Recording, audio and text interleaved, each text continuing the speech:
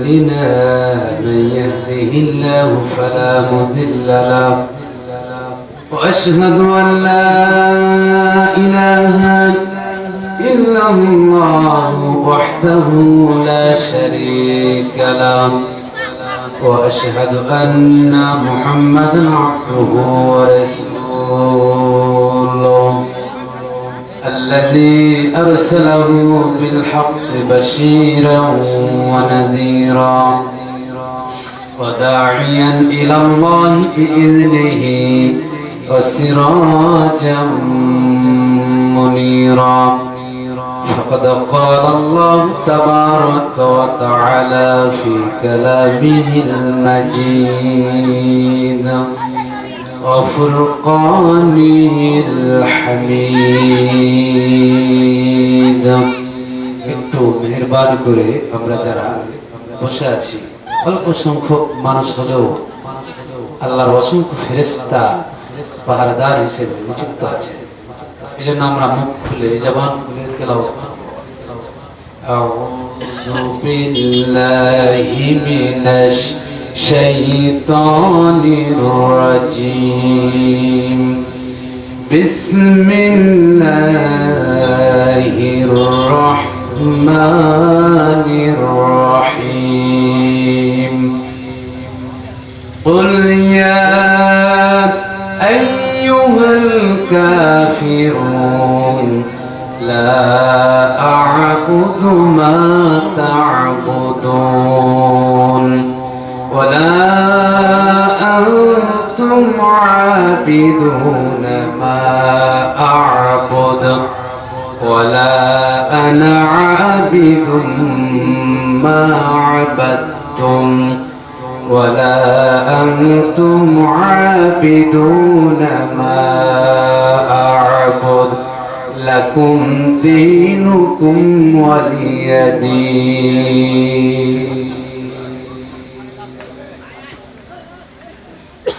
وعن أبي سعيد الخدري رضي الله عنه قال قال رسول الله صلى الله عليه وسلم من رأى منكم منكرا فليغيره بيده فإن لم يستطع فبلسانه وإن لم يستطع فبقلبه وذلك أضعف الإيمان رواه مسلم أو كما قال عليه الصلاة والسلام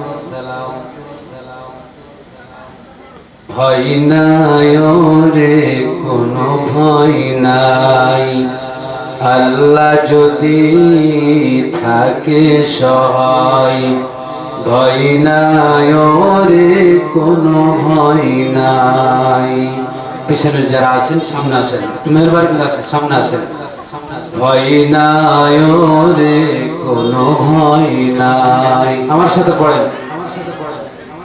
ভয় নাই রে কোনো ভয় নাই আল্লাহ যদি থাকে সহায় ভয় নাই রে কোনো ভয় নাই যুগে যুগে ইতিহাসে লেখা দেখা যায় আল্লাহর পথে যারা কাজ করে যায় যুগে যুগে ইতিহাসে লেখা দেখা যায় আল্লাহর পথে যারা কাজ করে যায় বিনা পরীক্ষায় তাদের পাশ নাহি হয় ভয় নাই রে কোনো ভয় নাই আল্লাহ যদি থাকে সহায় আল্লাহ যদি আমাদের সাথে থাকেন আমাদের কোনো ভয় আছে পরিবারে ভয় আছে সমাজে ভয় আছে রাষ্ট্রে ভয় আছে কবি কি সুন্দর করে চমৎকার করে লিখেছেন কলম দিয়ে সুন্দর করে লিখেছেন কবি শফিকুল ইসলাম সাহেব দুনিয়ার খেলা ঘরে এসেছো হায় মরণ তো একদিন ধরবে তোমায় ঠিক না ঠিক দুনিয়ার খেলা ঘরে এসেছো হায় মরণ তো একদিন ধরবে তোমায় তাহলে তোমার আর দেরি কেন ভাই ভয় নাই ওরে কোনো ভয় নাই, আল্লাহ যদি থাকে সহায়। ভয় নাই ওরে কোনো ভয় নাই।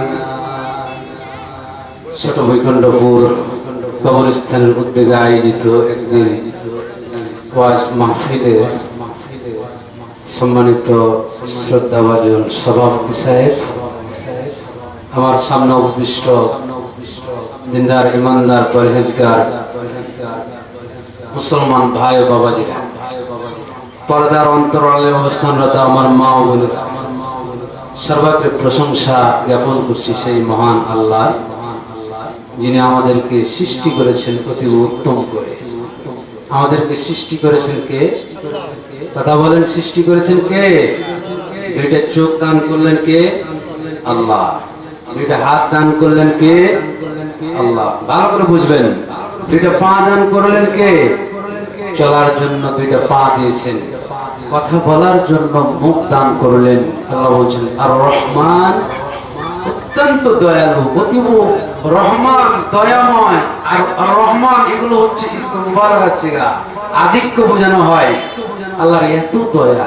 আল্লাহ রাব্বুল আলামিন বলতেছেন, বিশ্বনবী মুহাম্মদ রাসূলুল্লাহ সাল্লাল্লাহু আলাইহি ওয়াসাল্লাম তিনি বলেছেন যে আমার কাছে 100টি দয়া রয়েছে, তার মধ্যে একটি মাত্র দয়া আমার মাখলুকের মাঝে বন্টন করে দিলাম।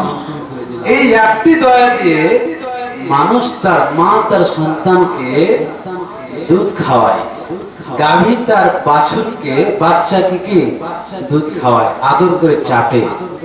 আল্লাহু আকবার, কি দয়া! আর বাকি 99টি দয়া আল্লাহ রাব্বুল আলামিনের কাছে রেখে দিয়েছেন। তিনার নাম কি? কথা বলেন, তিনার নাম কি? আল্লাহ। তাহলে সে আল্লাহর জন্য আমরা প্রশংসা আদায় করব কিনা? যে আল্লাহ আমাদেরকে জবান দিলেন, মুখ দান করলেন, সে আল্লাহর জন্য আবার করছি আলহামদুলিল্লাহ। রব্বানা লাকাল হামদ হামদান কাসীরান তাইয়িবান মুবারাকান ফি, ইয়া রাব্বি লাকাল হামদু কামা ইয়ানবাগি লিজালালি ওয়াজহিক ওয়া আযীমি সুলতানিক। আমি যখন আলাদিপুর মাদ্রাসায় পড়তাম, সম্মানিত ভাইরা আমার, তখন তাফসীর ইবনে কাসির থেকে হাদিসটা, তাফসীর ইবনে কাসির পড়াচ্ছিলেন আমার ওস্তাদ। তিনি বলতেছিলেন এই হাদিসটার ফজিলত হলো যে একজন সাহাবী, একজন আল্লাহর বান্দা এই দোয়াটা পড়েছিলেন, ইয়া রাব্বি লাকাল হামদু কামা ইয়ানবাগি লিজালালি ওয়াজহিক ওয়া আযীমি সুলতানিক। এই দোয়া পড়েছেন, আল্লাহর প্রশংসা গুণগান করেছেন, আর আল্লাহর ফেরেশতারা কলম ধরেছেন। কি ধরেছেন বলেন তো? কলম ধরেছেন নেকি লেখার জন্য। তখন আল্লাহ রাব্বুল আলামিনের কাছে নোটিশ করলেন, দরখাস্ত পেশ করলেন, রব্বুল আলামিন তোমার অমুক বান্দা এমন একটা কালাম, এমন একটা বাক্য উচ্চারণ করেছে, যে বাক্যর কারণে, যে প্রশংসার কারণে আমরা তার প্রতিদান হিসেবে কতটুকু, কত হাজার, কত নেকি লিখবো আমরা বুঝতে পারছি না। সুবহানাল্লাহ বলেন। আল্লাহ রাব্বুল আলামিন বলতেছেন যতটুকু বলেছে ততটুকু তোমরা লিপিবদ্ধ করো, কিন্তু এর প্রতিদান আমি আল্লাহ রাব্বুল আলামিন নিজ হাতেই দেব। সুবহানাল্লাহ বলেন, সুবহানাল্লাহ বলেন। এইজন্য সুবহানাল্লাহ, আলহামদুলিল্লাহ, আল্লাহু আকবার এগুলো আমাদেরকে করতে হবে। সুবহানাল্লাহর দাম কি? আলহামদুলিল্লাহর দাম কি? আল্লাহু আকবারের দাম কি? এটা একটু পরে বলবো ইনশাআল্লাহ। আসুন আমরা সর্বত্রে প্রশংসা আদায় করছি আলহামদুলিল্লাহ। সবাই বলুন আলহামদুলিল্লাহ। অতঃপর রহমতে কামিলা নাজিল হোক, পরিপূর্ণ রহমত এবং শান্তি বর্ষিত হোক সর্বকালের সর্বশ্রেষ্ঠ মানুষ, সবচেয়ে সম্মানিত মানুষ, যার সুপারিশ ছাড়া আমরা একজন জান্নাতে যেতে পারবো না, তার নাম হলো মুহাম্মদ রাসূলুল্লাহ সাল্লাল্লাহু আলাইহি ওয়াসাল্লাম। আল্লাহুম্মা সাল্লি আলাইহি আল্লাহুম্মা বারিক। এবার আসুন আলহামদুলিল্লাহ, সুবহানাল্লাহ, আল্লাহু আকবার দাম কি? এই বাক্যগুলো ছোট ছোট বাক্য। বাক্যগুলো কি? ছোট ছোট বাক্য। সহিহুল বুখারী তৃতীয় খণ্ড কিতাবুল মাগাজি এর শেষ, বুখারীর শেষ হাদিস, এই হাদিস দিয়ে শেষ করা হয় আর শুরু করা হয় ইন্নামাল আমালু বিন্নিয়াত, নিয়াতের হাদিস দিয়ে। এই হাদিসটি রাবী আব্দুল্লাহ ইবনে উমর তিনি বর্ণনা করেন, আল্লাহ রাসূল সাল্লাল্লাহু আলাইহি ওয়াসাল্লাম বলেছেন ইন্নামাল আমালু বিন্নিয়াত, যে কোনো কাজ যে কোনো আমল করেন, আপনি সালাত পড়েন, হজ করেন, যাকাত দেন, নফল সালাত পড়েন, যাই কিছু করেন না কেন, তার পূর্বে কি লাগবে? নিয়াত। নিয়াত যদি আমাদের পরিশুদ্ধ না হয়, আমাদের প্রত্যেকটা কাজের মধ্যে বরকত আসবে না। সম্মানিত ভাইরা আমার, সম্মানিত উপস্থিতি, আমরা যখন কোরআন মাজিদ তেলাওয়াত করি, প্রথমে আমরা কি পড়ি? আউযু বিল্লাহ বিসমিল্লাহ। প্রথমে কি পড়ি? আউযু বিল্লাহ বিসমিল্লাহ। তো যেই কালামে, যেই পড়াতে আউযু বিল্লাহ বিসমিল্লাহ নেই, সেই পড়াতে কোনো বরকত নেই। আল্লাহ রাসূল বলতেছেন, লেখক বলতেছেন, কুল্লু আমরিন জিবা লাম ইবদা বিহামদিল্লাহ। আল্লাহ রাসূল বলেন, যেই পড়াতে কোরআন মাজিদ পড়লো কিন্তু আউযু বিল্লাহ বিসমিল্লাহ পড়লো না, ওই পড়াটা হলো বরকতহীন। এবার আসেন ইমাম বুখারী আলাইহির রহমাত, তিনি কি বলতেছেন? ইমাম বুখারী তিনি একজন প্রখ্যাত হাদিস বিশারদ, বিশাল একজন হাদিস বিশারদ, যার হাদিসের স্থান কোরআনুল কারীমের পরে। যতগুলো তিনি হাদিস বর্ণনা করেছেন, সহিহুল বুখারীর মধ্যে একটা হাদিসও জাল যে হাদিস পাবেন না, মাউজু হাদিস পাবেন না। তিনি বলেছেন, সর্বশেষ হাদিসের কথা বললেন, আল্লাহর নবী বলেন, কিয়ামতের দিন, মুসিবতের সময় দুইটা জিনিস, দুইটা বাক্য যার মুখে জারি থাকবে এই পৃথিবীর মধ্যে, আল্লাহ রাব্বুল আলামিন কিয়ামতের দিন ওই দুইটা বাক্য দিয়ে ওজন করা হবে। সুবহানাল্লাহ বলেন। সেই দুইটা বাক্য কি? বিশ্ব নবী বললেন, এক নম্বর হলো আলহামদুলিল্লাহ, দ্বিতীয় নম্বর হলো সুবহানাল্লাহ, আলহামদুলিল্লাহ, সুবহানাল্লাহ। আল্লাহর নবী বললেন, আফজালুজ জিকির লা ইলাহা ইল্লাল্লাহ, আফজালুদ দুআ আলহামদুলিল্লাহ, সবচেয়ে উত্তম দোয়া হলো আলহামদুলিল্লাহ। যে ব্যক্তি আলহামদুলিল্লাহ পাঠ করলো, আল্লাহ রাব্বুল আলামিন তার মিজানের পাল্লা ভরপুর করে দিবেন, ভারী করে দিবেন। আলহামদুলিল্লাহ বলবেন না? এখন বলেন আলহামদুলিল্লাহ। আলহামদুলিল্লাহ বললেন, মিজানের পাল্লা ভারী করে দিবেন। আলহামদুলিল্লাহ ফজিলত হলো, আসমান এবং জমিনের মাঝে যত জায়গা ফাঁকা আছে, সমস্ত জায়গাগুলো আল্লাহ রাব্বুল আলামিন পরিপূর্ণ করে দিবেন। সুবহানাল্লাহ বলেন। আলহামদুলিল্লাহ, সুবহানাল্লাহ মুখে উচ্চারণ করতে হালকা, মুখে জবানে উচ্চারণ করতে হালকা, কিন্তু কিয়ামতের দিন, মুসিবতের সময় আল্লাহ রাব্বুল আলামিন মিজানের পাল্লায় যখন উত্তোলন করবেন, আপনার আমার দেহ সহ উত্তোলন করবেন কিয়ামতের দিন, যেদিন মানুষ মানুষের পাশে থাকবে না, কোন মানুষকে পরিচয় দিবে না, বাবা তার সন্তানকে পরিচয় দিবে না, মা তার সন্তানকে পরিচয় দিবে না, ভাই তার ভাইকে পরিচয় দিবে না, আপন গোত্রের লোক তার গোত্রের লোককে পরিচয় দিবে না, বংশ তার আওলাদকে পরিচয় দিবে না। আমার ভাইয়েরা, সংক্ষিপ্ত ভাবে বলতে চাই, সেই দিন কিয়ামতের দিন, মুসিবতের সময় আল্লাহ রাব্বুল আলামিন মানুষের দেহ বডি সহ এই কিয়ামতের দিন আল্লাহ রাব্বুল আলামিন মিজানের পাল্লায় উত্তোলন করবে। সুবহানাল্লাহ বলেন। সেই দিন যা এই পৃথিবীর মধ্যে যার আমল থাকবে, সুবহানাল্লাহ, আলহামদুলিল্লাহ, আল্লাহ রাব্বুল আলামিন এই আমলের বিনিময়ে আল্লাহ পাক কিয়ামতের দিন মিজানের পাল্লা ভারী করে দিবে। সুবহানাল্লাহ। আর বলুন আলহামদুলিল্লাহ। আমার ভাইরা, আজকে আপনাদের সম্মুখে সূরাতুল কাফিরুন, কোরআনুল কারীমের মধ্যে কতটি সূরা আছে? আমার সাথে একটু বলেন, কতটি সূরা? 114টি সূরা। আপনারা কথা বলেন না? 114টি সূরা। 114টি সূরার মধ্যে সূরাতুল কাফিরুন, এই সূরার নাম হলো সূরাতুল কাফিরুন। আল্লাহ রাব্বুল আলামিন সূরা কাফিরের নামে একটা সূরা নাযিল করলেন। কার নামে বলেন তো? কাফিরুন। এটা হলো জমার সিগা। পৃথিবীর মধ্যে যত কাফির আছে, যত হিন্দু আছে, যত খ্রিস্টান আছে, যত বৌদ্ধ আছে, যত মুশরিক আছে, যত বিজাতি আছে, ধর্ম অবলম্বন রয়েছে, আমার ভাইরা, আমরা যে জাতিতে বিশ্বাসী, আমাদের নাম হলো মুসলমান জাতি। কথা বলুন, ঠিক না বেঠিক? আমার ভাইরা, আল্লাহ রাব্বুল আলামিন এই কোরআনুল কারীমের মধ্যে কাফিরের নামে একটি সূরা নাযিল করলেন, সূরাতুল কাফিরুন। এই সূরার মধ্যে আল্লাহ রাব্বুল আলামিন একটি রুকু সীমাবদ্ধ করেছেন। একটি রুকুতে এই সূরার মধ্যে 6টি আয়াত রয়েছে। কয়টি আয়াত বলেন তো? 6টি আয়াত রয়েছে। আল্লাহ রাব্বুল আলামিন এই সূরাটির স্থান জায়গা দিলেন 109 নম্বর সূরা। এই সূরাটি কত নম্বর? 109 নম্বর সূরা। আল্লাহ রাব্বুল আলামিন এই সূরাটি নাযিল করলেন মক্কায়। কোথায় নাযিল করলেন? মক্কায়। এই সূরাটি মক্কায় নাযিল করলেন কারণ হচ্ছে আল্লাহ পাক এই সূরাটির নাম কাফিরের নামে নামকরণ করলেন কেন একটু পরে বলবো ইনশাআল্লাহ। আমার ভাইরা, কাফিরের বিপরীত শব্দ হলো মুমিন। কাফির মানে হচ্ছে অস্বীকারী। আল কাফির, কাফির মানে অস্বীকারী। কাফিরুন মানে হচ্ছে যত অবিশ্বাসী, যত হিন্দু খ্রিস্টান, যত বেদুইন রয়েছে, যত বিধর্মী রয়েছে, সমস্ত মানুষগুলোকে শামিল হাল করে কাফিরুন বলা হয়েছে। আমার বন্ধুগণ, এর বিপরীত শব্দ হলো আল মুমিনুন, মুমিন। আল্লাহ রাব্বুল আলামিন মুমিনুন, মুমিনের নামে আল্লাহ রাব্বুল আলামিন একটি সূরা নাযিল করেছেন। 18 নম্বর পারা, প্রথম নম্বর পৃষ্ঠা থেকে শুরু করেছেন।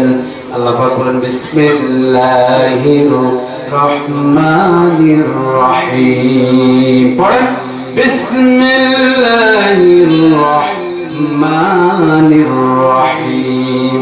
قد أفلح المؤمنون الذين هم في صلاتهم خاشعون। আল্লাহ পাক বলতেছেন, আমি আল্লাহ মুমিনের নামে একটা সূরা নাযিল করলাম।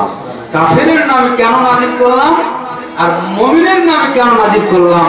প্রত্যেকটা সূরা, প্রত্যেকটা আয়াত এর শানে নজুল রয়েছে, কারণ রয়েছে। এর মাঝখানে হলো মুনাফিক। এর মাঝখানে কি?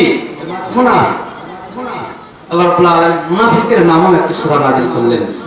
28 নম্বর পারার মধ্যে এই সূরাটির জায়গা। মুনাফিক হলো সবচেয়ে মারাত্মক ইসলামের ক্ষতি সাধন করার জন্য। মুনাফিক হলো কি? সবচেয়ে বড় করোনা ভাইরাস। প্রত্যেকটা জায়গায় রয়েছে। সম্মানিত ভাইরা, সম্মানিত উপস্থিতি, এবার আসেন সূরা কাফির থেকে আলোচনা। সূরাতুল কাফিরুন, এই সূরাটি কেন নাযিল করলেন? আল্লাহ রাব্বুল আলামিন এই সূরার শুরুতে কোন শব্দ ব্যবহার করেছেন? বড় কফ লাম। এই জুমলার শেষে সাকিন করলো। আর ফেলা আমরের একটা নিয়ম, একটা কায়দা আছে যে এর শেষে সাকিন করতে হবে, যদি তার শুরুতে মুতাহাররাক না হয়, জবর না হয়। এগুলো হচ্ছে আলেমদের আলোচনা, নাহবিদের আলোচনা, সেদিকে আমি যাচ্ছি না। প্রথমে আল্লাহ রাব্বুল আলামিন আদেশ সূচক ক্রিয়া ব্যবহার করে আল্লাহ রাব্বুল আলামিন বিশ্বনবী মুহাম্মদ রাসূলুল্লাহ, সকলে পড়ুন সাল্লাল্লাহু, জবান খুলেন সাল্লাল্লাহু আলাইহি ওয়াসাল্লাম, তাকে উদ্দেশ্য করে বললেন কুল। আর ছোট কাপ দিতে হয় তাহলে কুল হবে, মানে খাও। আর বড় কাপ দেয়, বড় কাপ লাম, লামের উপর সাকিন দিয়ে কুল শব্দ ব্যবহার করে আল্লাহ রাব্বুল আলামিন বিশ্বনবী মুহাম্মদ রাসূলুল্লাহ সাল্লাল্লাহু আলাইহি ওয়াসাল্লামকে আদেশ করছেন। ফেল আমর, যে আরবিতে বলা হয় ফেল আমর। কি আদেশ করছেন? ইয়া আইয়ুহাল কাফিরুন, আপনি বলেন। আল্লাহ রাব্বুল আলামিন জিবরাইলের মাধ্যমে এই সূরা নাযিল করলেন। আর তিনি বলতেছেন যে আপনি বলেন। কি বলবেন? ইয়া আইয়ুহাল কাফিরুন, হে কাফিরগণ। পৃথিবীর মধ্যে যত বিজাতি রয়েছে, যত কাফের, মুশরিক, বেদুইন, হিন্দু, খ্রিস্টান, বৌদ্ধ, নাসারা রয়েছে, সমস্ত জাতিগুলোকে একমাত্র ইসলাম ধর্ম ব্যতীত যত বিজাতি রয়েছে সমস্ত জাতিকে উদ্দেশ্য করে আল্লাহ রাব্বুল আলামিন বিশ্বনবী মুহাম্মদ রাসূলুল্লাহ সাল্লাল্লাহু আলাইহি ওয়াসাল্লামকে বলতেছেন, আপনি বলে দিয়েছেন, হে কাফিররা, লা আ'বুদু, আমি তার ইবাদত করি না, আমি তার ইবাদত করি না, মা তা'বুদুন, তোমরা যারা ইবাদত করো। আমার দিকে তাকাও। আজকের মতো ধরেন এটা একটা ক্লাস। আজকের মতো কি? এটা একটা দারসুল হাদিস, মানে ক্লাস। যখন মাদ্রাসায় কওমাতে পড়া হয়, উস্তাদ দার্স দেন, ছাত্ররা যদি এদিক ওদিক তাকায়, উস্তাদ ধমক দেয় যে মনোযোগ কোথায়। মনোযোগ যদি অন্যদিকে থাকে তাহলে কিন্তু ওই হাদিসটাও বুঝতে পারবে না, ওই ব্যাকরণটাও বুঝতে পারবে না, সেটাও বুঝতে পারবে না, তার কিন্তু কিছুই বুঝতে পারবে না। এই জন্য সতর্ক থাকা লাগে। আর কড়া অবস্থা থাকে, মাঝে মধ্যে কড়া অবস্থা হলে মাঝে মধ্যে পিঠেও খাওয়া লাগে। সম্মানিত ভাইরা আমার, ওইদিকে আমি যাচ্ছি না, আপনারা একটু মনোযোগ দিবেন। আল্লাহ রাব্বুল আলামিন বলতেছেন, আপনি বলে দিন তাদের সাথে কোনো আপোষ নেই। কি বাতিলের সাথে কোনো আপোষ নেই। কি বলতেছেন? লা আ'বুদু, লা এটা লামে নাই, লা এটা কি লা লামে নাই। লা আ'বুদু, আমি তার ইবাদত করি না। মা তা'বুদুন, আবার কি নাফি করতেছেন, তোমরা যার ইবাদত করো, মানে 360টি মূর্তি পূজা করো, লাত মানাত উজ্জার ইবাদত করো, তোমাদের মাবুদের অভাব নেই, তোমাদের মাবুদ চিরস্থায়ী নয়, তোমাদের মাবুদের জীবন নাই। তোমরা যে মূর্তি তৈরি করো তার কি জীবন দিতে পেরেছে? আল্লাহ নবী বলতেছে, মা তা'বুদুন, তোমরা যার ইবাদত করো। এরপর আসেন আল্লাহ রাব্বুল আলামিন আবার বলতেছেন, ওয়ালা আনতুম আবিদুনা মা আ'বুদ, ওয়ালা আনতুম, তোমরা যার ইবাদত করো, আবিদুনা, তোমরা যার ইবাদত করো, মা তা'বুদুন, আমি তার ইবাদত করি না। দ্বিতীয়বার বললেন, আবার তৃতীয়বার বলতেছেন, ওয়ালা আনা আবিদুন, আবিদুন ইসমে ফাইলের সিগা, আবিদুন মা তা'বুদুন মা আবাদতুম, আমি তার ইবাদতকারী নই, মূর্তি পূজার ইবাদতকারী নই, লাত মানাত উজ্জার ইবাদতকারী নই। মা আবাদতুম, তোমরা যার ইবাদতকারী, তোমরা যার কি ইবাদত করো। আবার তিনি বলতেছেন, ওয়ালা আনতুম আবিদুনা, তোমরা যার ইবাদত করো, মা তা'বুদুন মা আ'বুদ, আমি তার ইবাদতকারী নই। ওয়ালা লাকুম দীনুকুম ওয়ালিয়া দীন, তোমাদের জন্য তোমাদের দিন, আমার জন্য আমার দিন। এবার আসেন, এই সূরাটি কেন নাযিল হলো? এর একটা কারণ আছে কিনা, প্রেক্ষাপট আছে কিনা, ঘটনা আছে কিনা? যখন কোন মাজলিস বসে, বিচার হয়, তার পূর্বে বিচারক মহোদয় ঘটনা খুলে শুনে কিনা, দুই পক্ষের ঘটনা শুনতে হয়, তাছাড়া বিচার করা যায় না। এক পক্ষের কথা শুনে কখনো রায় দেওয়া যায় না। দুই পক্ষের যখন কথা বিশ্লেষণ ভাবে শোনা হয়, তখন জানা যায় যে কার দোষ কার ঘাট। কথা বলে ঠিক না ঠিক? এই জন্য আল্লাহ রাসূল সাল্লাল্লাহু আলাইহি সাল্লামের কাছে বড় বড় নেতা, মক্কার মধ্যে কাফেরদের বড় বড় নেতা, কুরাইশ বংশের আবু লাহাব, উতবা, সাইবা, ওয়ালিদ বিন মুগীরা, আবু সুফিয়ান, তারা মুহাম্মদ রাসূলুল্লাহ সাল্লাল্লাহু আলাইহি সাল্লামকে চলে আসে। আমার ভাইরা, সারা জীবন 360টি মূর্তি পূজা করলাম, লাত মানাতের উজ্জার ইবাদত করলো, কাবা ঘরে মূর্তি তৈরি করলো। প্রত্যেকের অন্তরে হৃদয়ের মধ্যে গাথা আছে যে আমাদেরকে, আমাদের মাবুদ হলো 360টি। তাদের মাবুদ কয়জন? 360টি মাবুদ।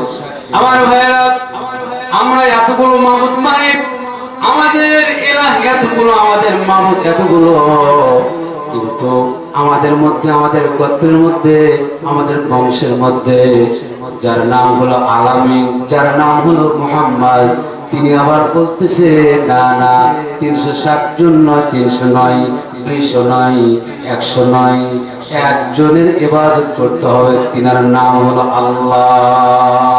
আল্লাহ রাব্বুল আলামিন বলেন এই কোরআনুল কারীমের মধ্যে, সূরাতুল কাফিরুনের মধ্যে, আমি আল্লাহ রাব্বুল আলামিন একদিকে তাওহীদ আর আরেকদিকে হলো শিরক, একদিকে হলো হক আরেকদিকে হলো বাতিল, একদিকে হলো আলো আরেকদিকে হলো অন্ধকার, নেগেটিভ আর পজিটিভ, পজিটিভ আর নেগেটিভ, কারোর সাথে কারো আপোষ নেই।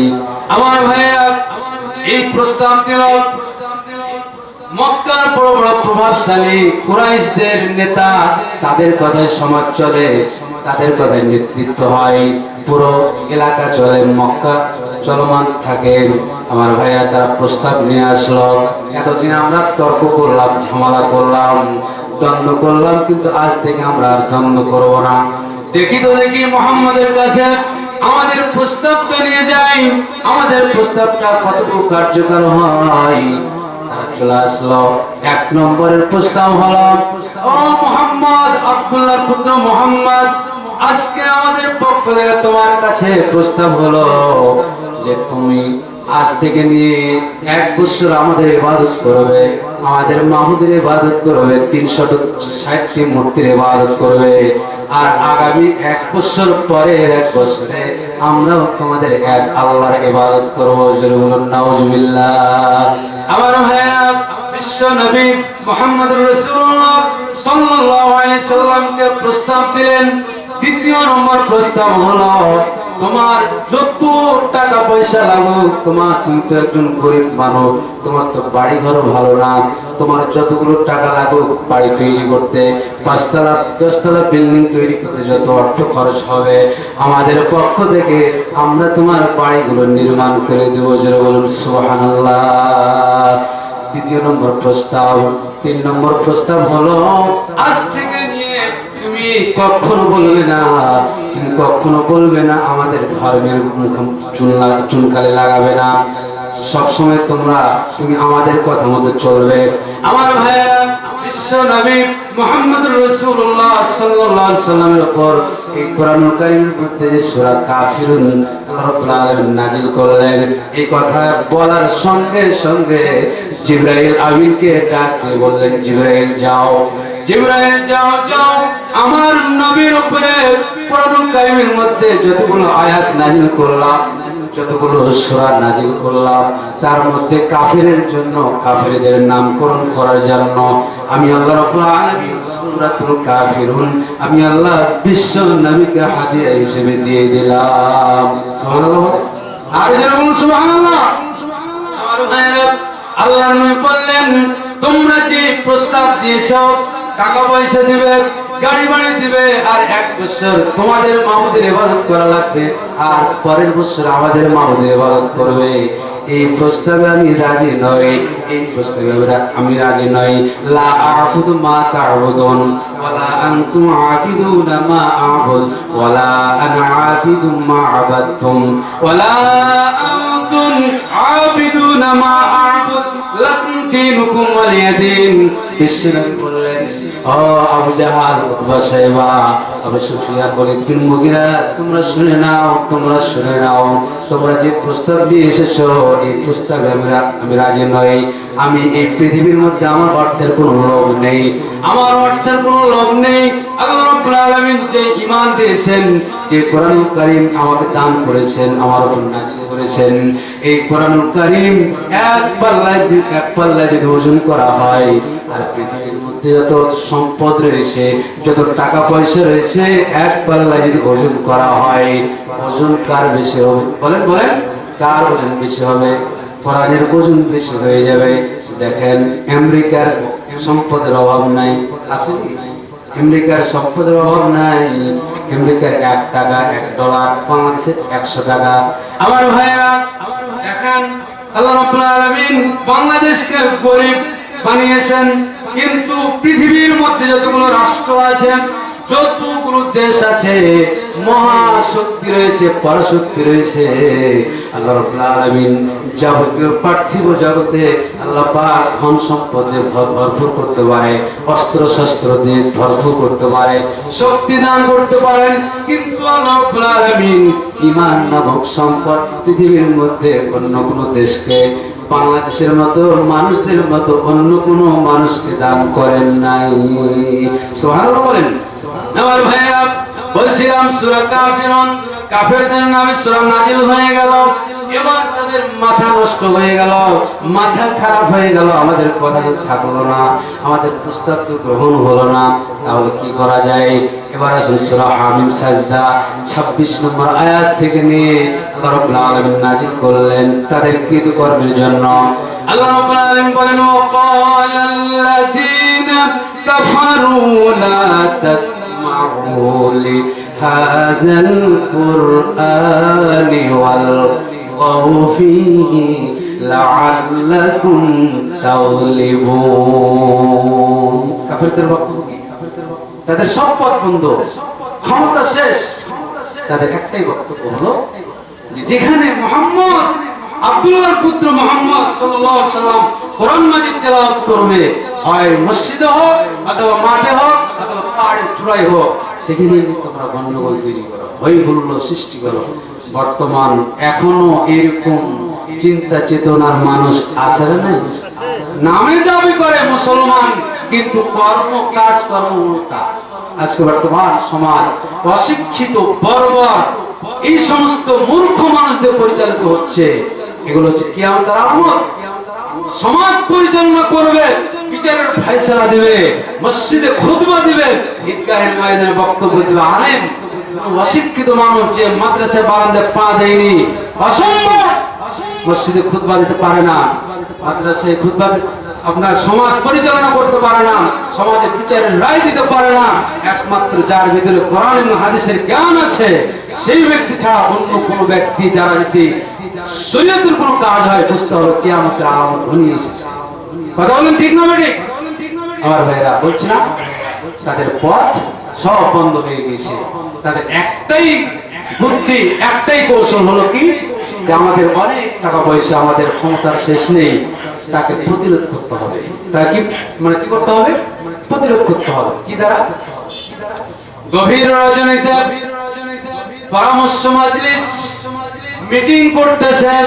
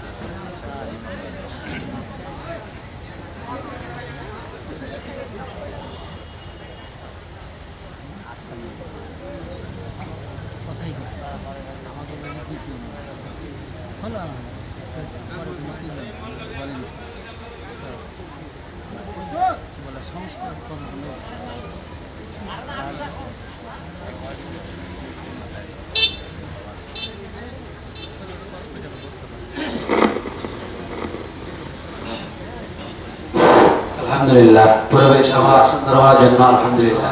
আলোচনা করছিলাম কি, সূরা আল কাফিরুন। মনে রাখবেন, প্রথমত মূল পয়েন্টটা মনে রাখবেন। আর যারা চায়ের স্টলে আছেন, মেহরবানি করে চলে আসেন। মাহফিলকে অপমান করলে কিয়ামতের দিন আল্লাহ আপনাকে আসামির কাঠ করে দাঁড় করে অপমান করে জাহান্নামে দেবে। এটা মাথায় রাখতে হবে। এটা হলো কোরআনের মাহফিল। চায়ের স্টলে বাজারে অসংখ্য মানুষ, নারী পুরুষ সব একাকার হয়ে গেছে। এটা একটা খারাপ দিক। এই জন্য আসুন সম্মানিত ভাইরা আমার, বলছিলাম সূরা আল কাফিরুন, সূরা আল কাফিরুন, এই সূরা থেকে আলোচনা করব ইনশাআল্লাহ। বলছিলাম যে তাদের যে পরামর্শ সভা, তাদের যে মিটিং, আল্লাহ রাব্বুল আলামিন তাদের চক্রান্ত, তারা যে গভীর রাত্রিতে চক্রান্ত করেছে, তাদের প্রস্তাব পাস হলো না। আল্লাহ রাব্বুল আলামিন বিশ্ব নবী মুহাম্মদ রাসূলুল্লাহ সাল্লাল্লাহু আলাইহি ওয়াসাল্লাম যা বলেন, প্রত্যেকটা ওহী, প্রত্যেকটা আল্লাহ পাকের পক্ষ থেকে যতক্ষণ পর্যন্ত নাজিল না হয় এই কোরআন কারীমের মধ্যে, ততক্ষণ পর্যন্ত একটি কথা মন বানায় বলেন নাই। তার নাম কি বলেন তো? মুহাম্মদুর রাসূলুল্লাহ সাল্লাল্লাহু আলাইহি ওয়াসাল্লাম। আমার সাথে কথা বলবেন, মুহাম্মদুর রাসূলুল্লাহ সাল্লাল্লাহু আলাইহি ওয়াসাল্লাম। সম্মানিত ভাইরা আমার, এরপর দেখেন তারা যে গভীর রাত্রিতে ষড়যন্ত্র করছে, তারা মিটিং করলো। কি মিটিং করলো?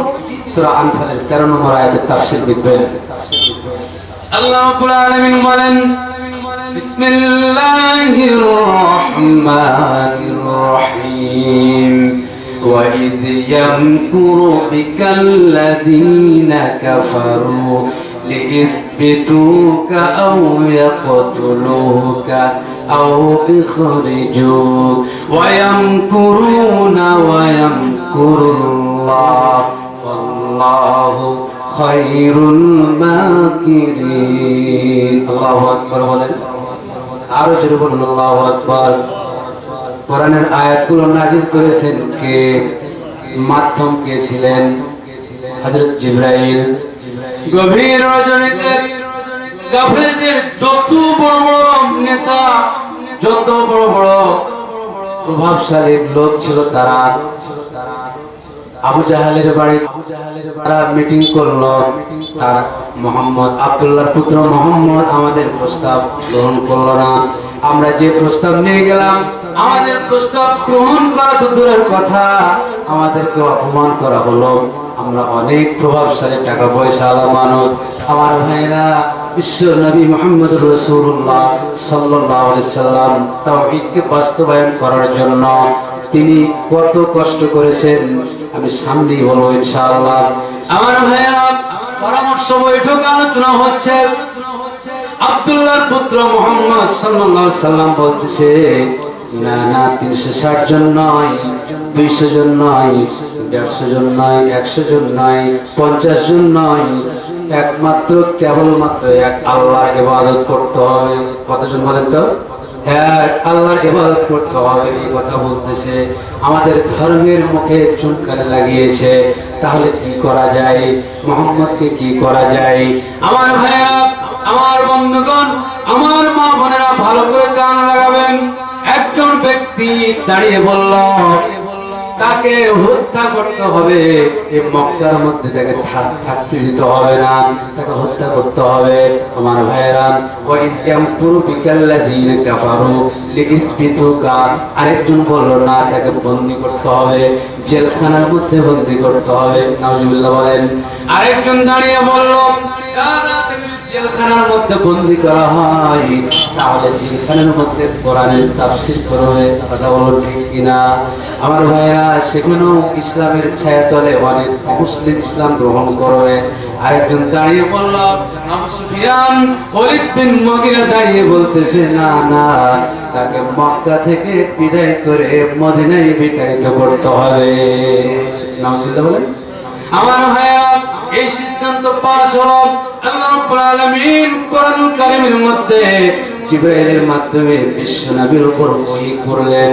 ওহী নাযিল করে কোরআনুল কারীমের আয়াত নাযিল করে জানিয়ে দিলেন, গভীর রাত্রিতে আপনাকে মক্কা থেকে মদিনায় তাড়িয়ে দেওয়ার জন্য, আপনাকে চিরতরের জন্য বিদায় করে দেওয়ার জন্য, হত্যা করার জন্য তারা সিদ্ধান্ত পাস করেছে। আপনি গভীর রাত্রিতে আপনার সাথে হযরত আবু বকরকে সাথে করে নিয়ে আপনি মক্কা থেকে মদিনায় চলে যান। এই সিদ্ধান্ত কার? আর যারা বলেন কার? আল্লাহর। আমার ভাইরা, আল্লাহ রাব্বুল আলামিন জানিয়ে দিলেন, কিন্তু তার জন্মভূমি হলো মক্কায়। তার বংশের নাম কি বলেন? তার বংশের নাম হলো কুরাইশ। কুরাইশ বংশের লোক। আমার ভাইরা, আপন বংশের লোক তার কথা শুনলো না। আল্লাহ রাব্বুল আলামিনের পক্ষ থেকে প্রত্যেকটা কথা নাযিল হয়েছে, যতগুলো আয়াত নাযিল হয়েছে, প্রত্যেকটা আয়াত আল্লাহ পাকের পক্ষ থেকে নাযিল হলো। আল্লাহ পাক বলেন, কুল ইয়া আইয়ুহাল কাফিরুন লা আ'বুদু মা তা'বুদুন ওয়া লা আনতুম আ'বিদুনা মা আ'বুদু ওয়ালা আনা আবিদুম মা আবাদতুম। পড়েন এই সূরাটি ছোট্ট সূরা, আপনারা পড়েন। ওয়ালা আনতুম আবিদুনা মা আ'বুদ লাকুম দীনুকুম ওয়ালিয়া দীন। আল্লাহু আকবার বলেন। এই সূরাটি কার? আল্লাহ পাকের। 114টি সূরার মধ্যে আল্লাহ রাব্বুল আলামিন একটি সূরার নাম দিলেন সূরাতুল কাফিরুন। আল্লাহ রাব্বুল আলামিন আল্লাহর কোরআনকে নিভিয়ে দেওয়ার জন্য, আল্লাহর নবীকে চিরতরের জন্য বিদায় করে দেওয়ার জন্য, হত্যা করার জন্য চেষ্টা করেছিল, কিন্তু হেফাজত করেছিলেন কে? হেফাজত করেছিলেন কে? আল্লাহ রাব্বুল আলামিন তাকে হেফাজত করেছিলেন। তার নিজ কুদরতি শক্তিতে আল্লাহ পাক হেফাজত করলেন। আল্লাহ রাব্বুল আলামিন বলতেছেন, ইউরিদুনা লিইউতফিউ নূরাল্লাহ। কাফিররা, ইহুদি খ্রিস্টান, বৌদ্ধ নাসারারা যতই ষড়যন্ত্র করুক এই কোরআনকে নিভিয়ে দেওয়ার জন্য, তারা পশ্চিম কালেও এই কোরআনের আলোকে নিভিয়ে দিতে পারবে না। হাজার হাজার লক্ষ লক্ষ কাফের বেঈমানেরা নস্যাৎ হয়ে গেছে। বদরের যুদ্ধে তারা হত্যা হয়ে গেছে। ফেরেশতার মাধ্যমে তাদেরকে চিরদিনের জন্য বিদায় করে দেওয়া হয়েছে। তরবারির আঘাতে তাদেরকে কতল করা হয়েছে, কিন্তু মুসলমানদের বিজয়, ইসলামের বিজয় দান করেছেন কে? কথা বলেন কে?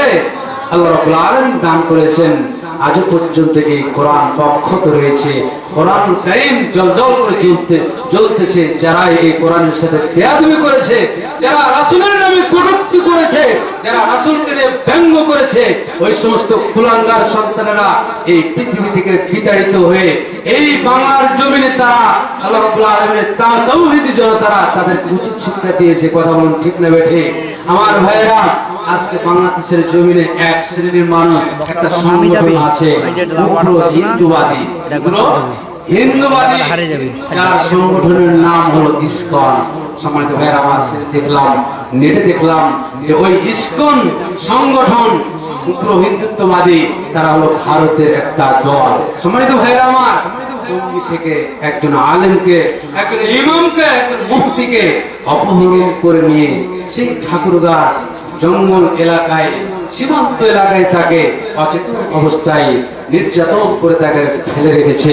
আমার ভাইয়েরা, আজ পর্যন্ত ওই অচেতন অবস্থায় ফেলে রেখেছে, কিন্তু তারা চেয়েছিল যে ইমামকে, মুফতিকে চিরতরের জন্য বিদায় করে দেওয়ার জন্য, কিন্তু ওই ইমামকে হেফাজত করেছেন কে? কথা বলেনি? ওই ইমামকে হেফাজত করেছেন কে? বিশ্ব নবীকে হেফাজত করেছেন আল্লাহ রাব্বুল আলামিন। আজও পর্যন্ত কোরআন অক্ষত রয়েছে, কোরআন জিন্দা রয়েছে। এটি হচ্ছে জিন্দা কোরআন, মুজিজা। আজও পর্যন্ত একটি আয়াত, একটি হরফ, একটি সূরাও পরিবর্তন হয় নাই। যারা চেষ্টা করেছে, অন্যান্য যত ধর্মগ্রন্থ এই পৃথিবীর মধ্যে নাজিল হয়েছে, প্রত্যেকটা ধর্মগ্রন্থ রদ বদল হয়েছে।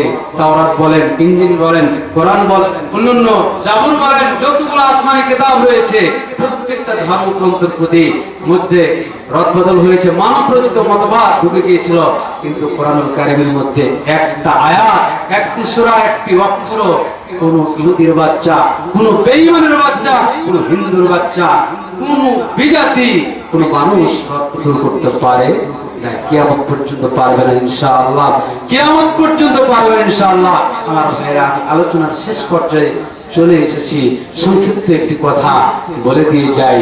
আমার ভাইরা, এই কোরআনুল কারীম আল্লাহ রাব্বুল আলামিন নাযিল করেছেন বিশ্ব নবীর উপরে, আর এই কোরআনকে কায়েম করতে গিয়ে রাসূল সাল্লাল্লাহু আলাইহি সাল্লামের শরীরে তাজা রক্ত বিলিয়ে দিয়েছিলেন সেই তায়েফের ময়দানে। কথা বলেন ঠিক না বেঠিক?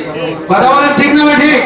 আমার ভাইরা, সর্বশেষে আপনাদেরকে বলতে চাই, আল্লাহর নবী মুহাম্মদুর রাসূলুল্লাহ সাল্লাল্লাহু আলাইহি সাল্লাম কিয়ামতের দিন শাফাআত করবে ওই সমস্ত ব্যক্তিদের জন্য যারা 5 ওয়াক্ত সালাত পড়েছে, যারা আল্লাহর হুকুম পালন করেছে, আল্লাহ রাব্বুল আলামিনের পক্ষ থেকে যতগুলো আদেশ রয়েছে, নিষেধ রয়েছে কোরআনুল কারীমের মধ্যে, এগুলো যারা মান্য করেছে, কিয়ামতের দিন আল্লাহ রাব্বুল আলামিন বিশ্ব নবী মুহাম্মদুর রাসূলুল্লাহ সাল্লাল্লাহু আলাইহি সাল্লাম তাদেরকে দেখে দেখে চিনে আল্লাহর নবী সুপারিশ করে জান্নাতে নিয়ে যাবে। সুবহানাল্লাহ। যারা 5 ওয়াক্ত সালাত পড়ে না, তারা থাকবে কারুন, হামান, ফিরাউন, উবাই ইবনে খালদ, এদের সাথে হাসর নাসর হবে। আর যারা 5 ওয়াক্ত সালাত আদায় করেছে, কোরআন অনুযায়ী জীবনে পরিচালনা করেছে, সমাজকে পরিচালনা করেছে, পরিবারকে পরিচালনা করেছে, আল্লাহ রাব্বুল আলামিন বলবেন কিয়ামতের দিন মুসলিমদের সবাই আল্লাহ রাব্বুল আলামিন ডান হাতে আমলনামা দিয়ে আল্লাহ পাক আমাদেরকে জান্নাতুল ফেরদাউস হিসেবে ঘোষণা করবে। আমার ভাইরা, বলছিলাম আল্লাহ রাব্বুল আলামিন কোরআন নামক কিতাব, মহাগ্রন্থ আল কোরআনুল কারীম বিশ্ব নবীর উপর নাযিল করেছেন। এটি হলো একটি বিশেষ নিয়ামত। যতগুলো নিয়ামত রয়েছে, আজকে আমরা অনেক মানুষ আছি কোরআন পড়তে জানি না। কথা বলেন, কোরআন পড়তে জানি, অনেক গান জানি, অনেক কৌতুক জানি, নাটক জানি, মানুষকে গালি দিতে জানি, অশ্লীল ভাষায় কথা বলতে জানি। আমাদের অনেকে মা বোনেরা বিপর্যয়ে চলাফেরা করে, মা বোনদেরকে নিষেধ করা হয় না। আমার ভাইয়া, অথচ এই কোরআনুল কারীম আল্লাহ রাব্বুল আলামিনের কালাম পড়তে জানে না। আমার ভাইরা, কিয়ামতের দিন আল্লাহ রাব্বুল আলামিন এর জন্য জবাবদিহি করবেন, জবাব দেওয়া লাগবে। আল্লাহ পাক যে কোরআন দান করেছেন, কোরআনকে প্রতিষ্ঠিত করার জন্য এই কোরআন দান করেছেন। আল্লাহ পাক কোন জায়গায় বলেন নাই তোমরা সালাত পড়ো। সালাত কি প্রতিষ্ঠিত করতে বলছেন, ইকরাউ সালাত বলা হয় নাই, কি বলা হয়েছে? ওয়া আকিমুস সালাত, তোমরা সালাত কায়েম করো, ওয়া আতুজ যাকাত, যাকাত প্রদান করো। কিন্তু আজকে আমাদের সমাজের উল্টা, আমাদের সমাজের অবস্থা কি? সম্মানিত ভাইরা আমার, আজকে আমাদের গ্রামের মসজিদে গেলে দেখা যায় এক কাতার লোক হয়, অথচ এই গ্রামের মধ্যে অনেক মানুষ, প্রত্যেকটা পরিবারের মধ্যে থেকে যদি দুইজন করে একজন করে লোক নামাজ পড়ে সালাত আদায় করে তাহলে মসজিদের জায়গা হবে না। সম্মানিত ভাইরা আমার, এটা আমাদের অত্যন্ত দুঃখজনক। এর জন্য জবাব দেওয়া লাগবে। নামাজ এটা নিজের জন্য, নামাজ কি সালাত নিজের জন্য। এখন অনেকেই বলে নামাজ না পড়তে পারে ঈমান ঠিক আছে, এটা একেবারে ভুল কথা, একেবারে ভুল কথা, নিম্ন কথা। সম্মানিত ভাইরা আমার, বাড়ির মধ্যে সালাত প্রতিষ্ঠিত করতে হবে, সমাজের মধ্যে সালাত প্রতিষ্ঠিত করতে হবে, মসজিদের মধ্যে কোরআন প্রতিষ্ঠিত করতে হবে। প্রত্যেকটা জায়গায় আমাদের কোরআনকে প্রতিষ্ঠিত করতে হবে, কোরআন দিয়ে কথা বলতে হবে, হাদিস দিয়ে কথা বলতে হবে। তাহলে আল্লাহ পাক পক্ষ থেকে আমাদের উপর খাস রহমত নাজিল হবে। জোরে বলুন সুবহানাল্লাহ। সম্মানিত উপস্থিতি, সম্মানিত ভাইরা আমার, আমরা যতজন মানুষ এখানে বসে আছি, যতজন মানুষ মা বোনেরা বসে আছেন, আমাদেরকে পাহারা দিচ্ছেন কে? কোন কি পুলিশ এসেছে? থানা থেকে পুলিশ এসেছে? চৌকিদার এসেছে?